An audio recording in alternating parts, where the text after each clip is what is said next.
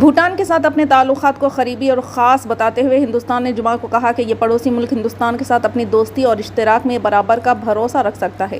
صدر جمہوریہ دروپدی مرمو نے راشٹرپتی بھون میں بھوٹان کے وزیر اعظم خیر مقدم کرتے ہوئے کہا کہ ہندوستان کو بھوٹان کے ساتھ ترقی میں اشتراک کرنے اور پڑوسی ملک کے لوگوں کی سماجی و اقتصادی ترقی کی حمایت کرنے پر فخر ہے۔ انہوں نے کہا کہ بھوٹان کے ساتھ ہندوستان کی سازی اس کی نوجوان آبادی کی ترجیحات اور خواہشات کے مطابق جاری رہے گی۔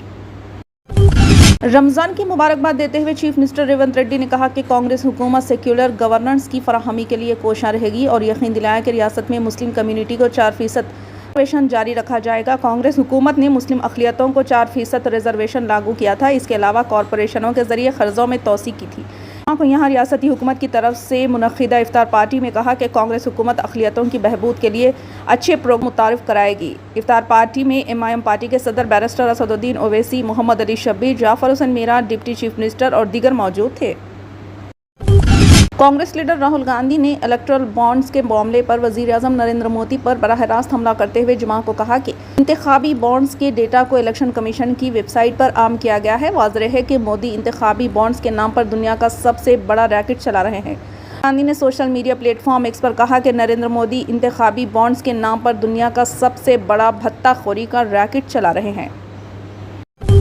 نیشنل کانفرنس کے نائب صدر اور سابق وزیر اعلیٰ عمر عبداللہ کا کہنا ہے کہ بھارت کے الیکشن کمیشن کو جموں کشمیر میں جمہوریت کی بحالی کے لیے اپنا رول ادا کر کے یونین ٹیریٹری میں لوک سبھا اور اسمبلی انتخابات ایک ساتھ منعقد کرنے کا اعلان کرنا چاہیے۔ انہوں نے کہا کہ جموں کشمیر میں گزشتہ 10 برسوں سے اسمبلی انتخابات نہیں ہو رہے۔ سابق وزیر اعلیٰ نے ان باتوں کا اظہار جمعے کے روز یہاں نامہ نگاروں کے ساتھ بات کرنے کے دوران کیا۔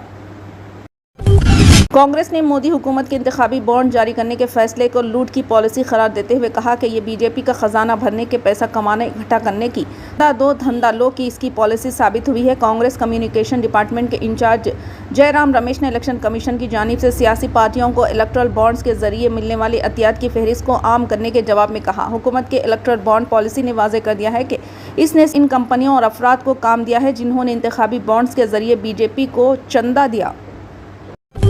سپریم کورٹ نے دسمبر 2023 کی ترمیم شدہ قانونی دفاع جس میں چیف جسٹس کی جگہ کسی مرکزی وزیر کو تعینات کرنے کی سہولت فراہم کی گئی ہے کے تحت متعدد الیکشن کمشنروں کی تقرری پر فوری روک لگانے کی درخواستوں کو مسترد کر دیا۔ جمعہ کو اختلاف رائے پر عدالت نے کہا کہ وہ اس معاملے کی سماعت 1 مارچ کو کرے گی۔ 2 الیکشن کمشنروں کی تقرری پر روک لگانے کی درخواست پر جسٹس سنجیو کھنہ، دیپک دتا اور آکسیٹن جارج مسیح پر مشتمل بینچ نے کہا کہ یہ معاملہ پہلے ہی 2 بار سپریم کورٹ کے سامنے آ چکا ہے۔